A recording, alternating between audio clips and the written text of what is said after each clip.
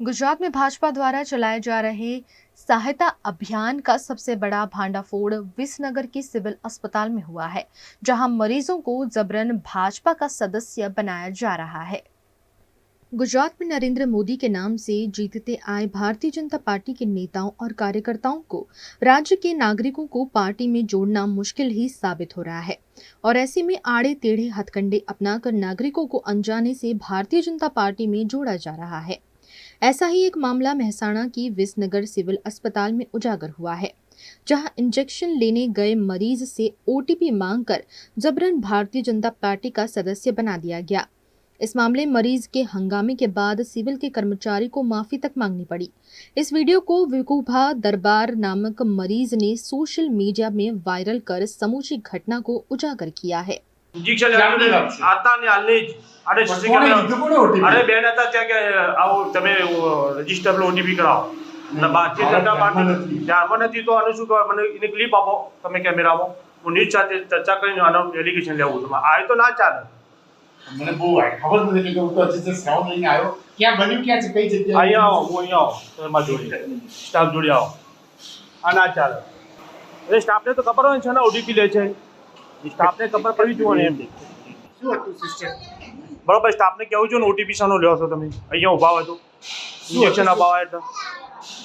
આ યસ છે ને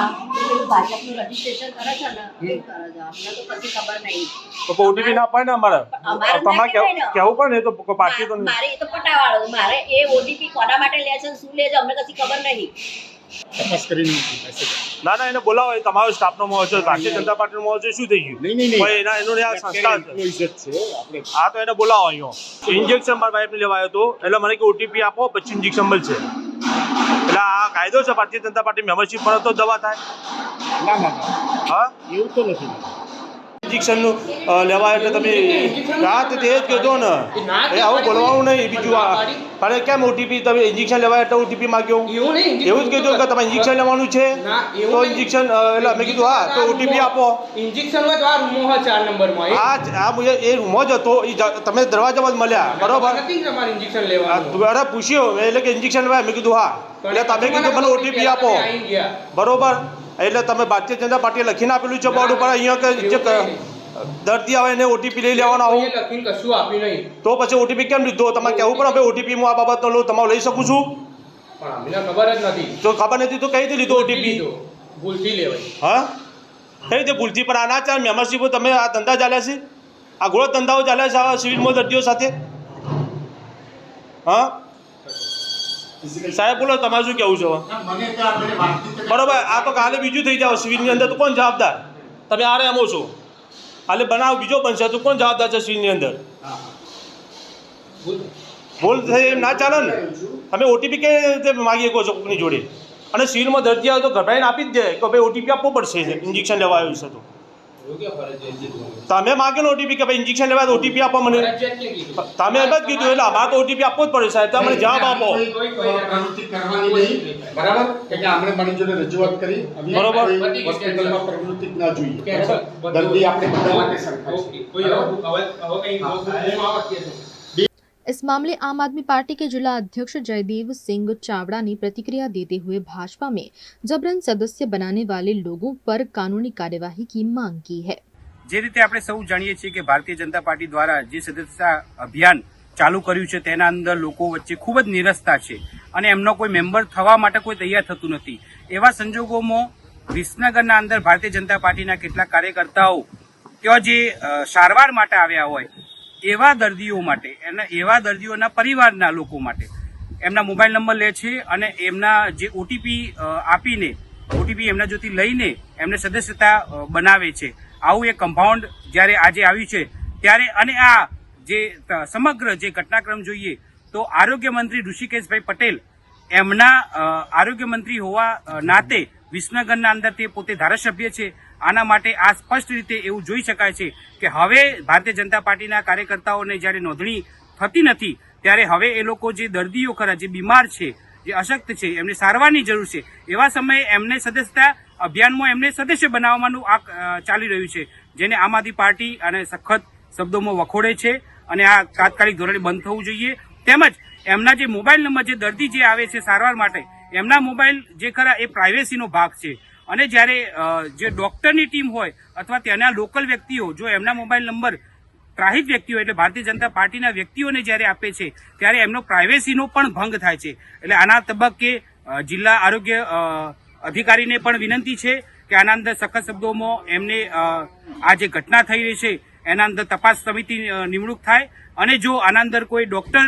અથવા સિવિલ હોસ્પિટલ વિસનગરના કોઈ अधिकारी के आना अंदर संडोवायल हो तो તેમના વિરુદ્ધમાં પણ કાયદેસરની ફરિયાદ થવી જોઈએ.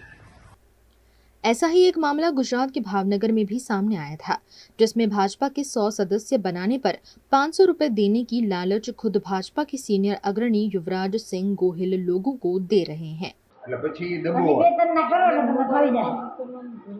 તારા